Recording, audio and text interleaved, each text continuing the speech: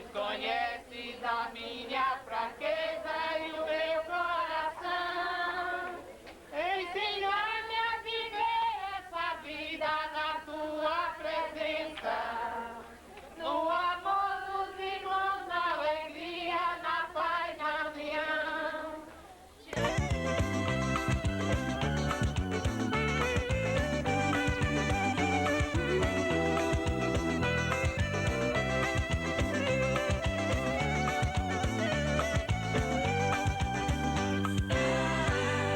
Fala pra mim, diz a verdade, o que mudou assim tão de repente?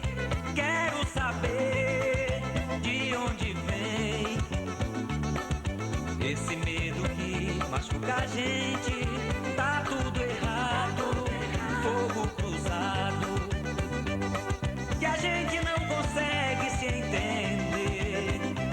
Por que não me telefona, dê notícias de você? Ligue ao menos pra dizer que o melhor é te esquecer. É a sua indiferença que me mata, é uma invasão no dentro de mim. Coração divide em dois na sua falta, uma parte é o começo, a outra é o fim. É a sua indiferença que me mata, que me mata, que me mata. Coração divide em dois na sua falta, na sua falta, na sua falta. É o forró, catuaba com amendoim, o tesão do forró.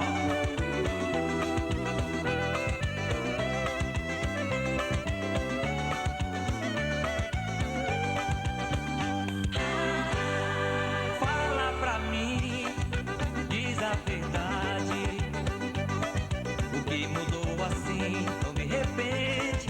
Quero saber de onde vem esse medo que machuca a gente.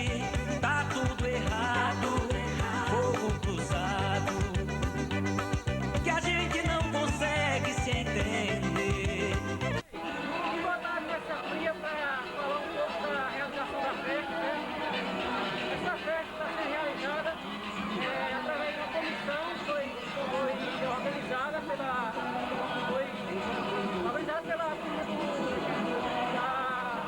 da Lavra, né?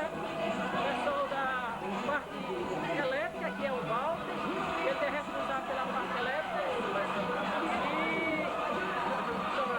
Então é o seguinte, essa festa, talvez não, com certeza, é uma das festas mais organizadas que já teve no Eucatex, né? E eu estive andando por aí, os funcionários estavam dando nota 10, ainda não, está dando nota 10 na equipe, a comissão de frente, né? Então, eu queria dizer que a festa está muito boa, né? Eu só tenho a agradecer aos funcionários que também estão colaborando com a gente, né? Todo mundo está esperando o garçom chegar na sua mesa, entregar sua senha, receber sua cerveja, seu refrigerante.